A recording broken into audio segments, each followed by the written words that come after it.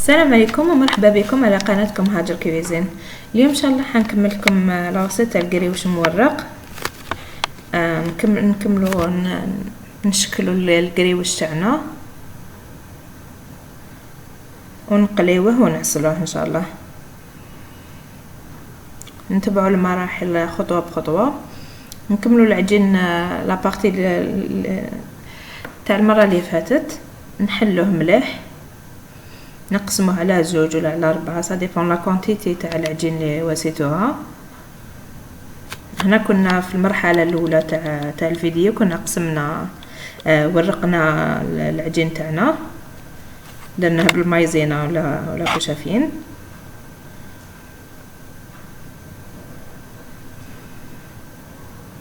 هنا نكملوا نحلو العجين تاعنا.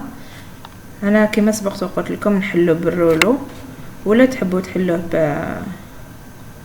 بالماشينه تاع العجين تقدروا تستعملوها، ما كاين حتى مشكل. انا نسي هنايا نحلو رقيق شويه.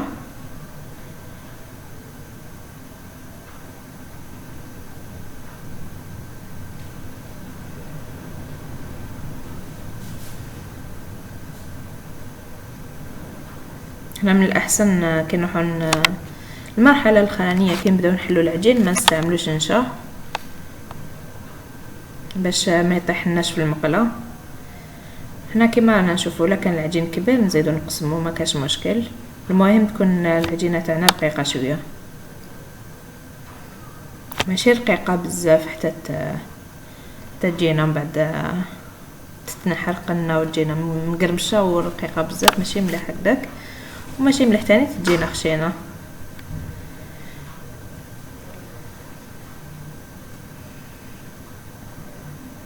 هنا نقطعوا العجين تاعنا، نحو كاع الزايد هذاك، نستعملوا من الاحسن الجراره.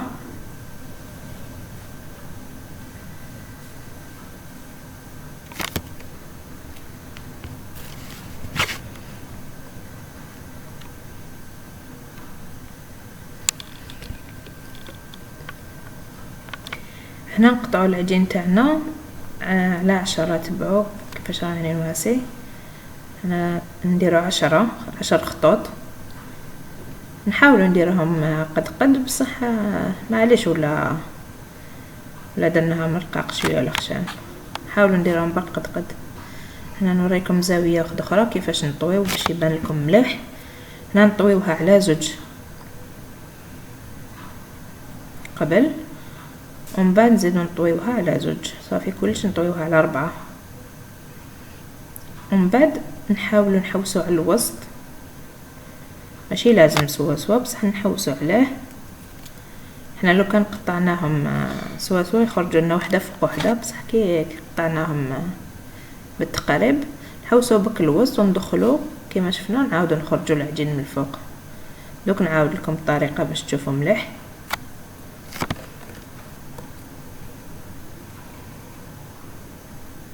هنا نقطعوا لها في الراس على هذا الشكل باش ما تنفتحناش كي تنقلها وتاخذ هذا الشكل كما نشوفوا. نحطوهم بلاك ونحطوهم فيها حتى نوجدوا كامل الحبات تاعنا. نزيد لكم 2 حبات اخرين. هنا قلنا فتحناها 10، قطعناها 10 خطرات، نطويوها على 2، نزيدو نطويوها على 4.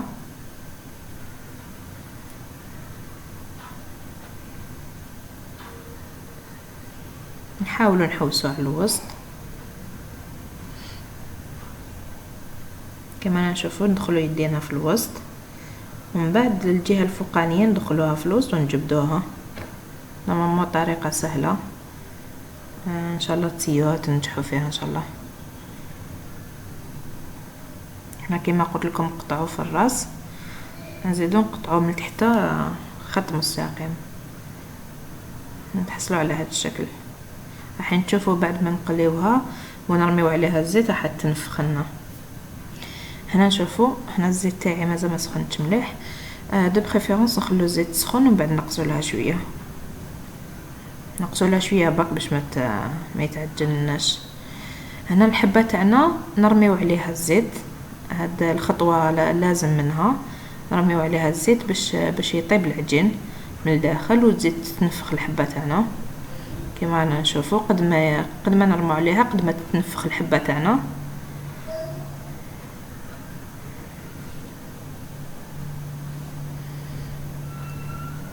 نقلبوها على الطرف تاني ونزيدو نرمو عليها الزيت.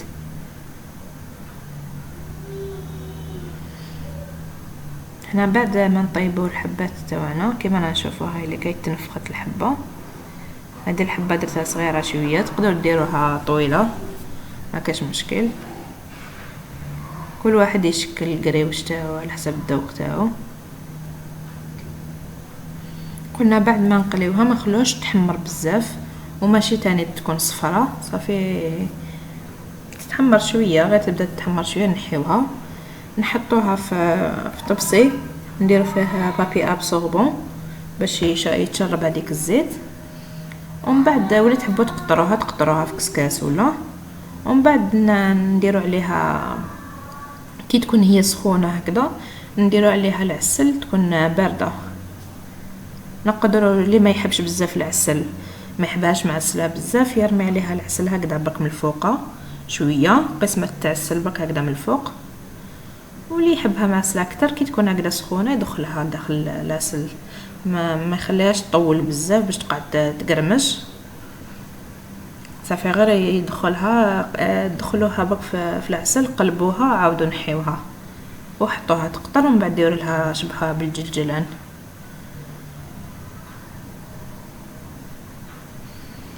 هنا كما سبقت قلت لكم تري امبورطون ترموا عليها الزيت باش تنفتح لكم، ماشي تحطوها في المقله وتقولوا دوك طيب وحدها صح بالك طيب لكم، بصح تشوفوها طايبه من الفوق تتحمر، بصح من الداخل تصيبوها عجينه.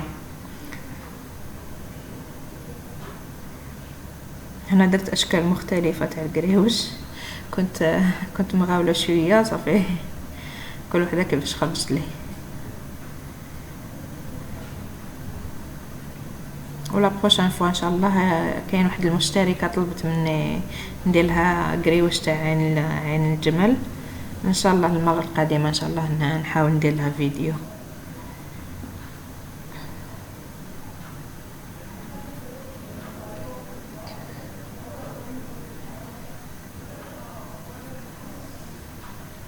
نقطروه مليح. انا نشوفوا الحبه يتنفخت وطابت لنا مليح.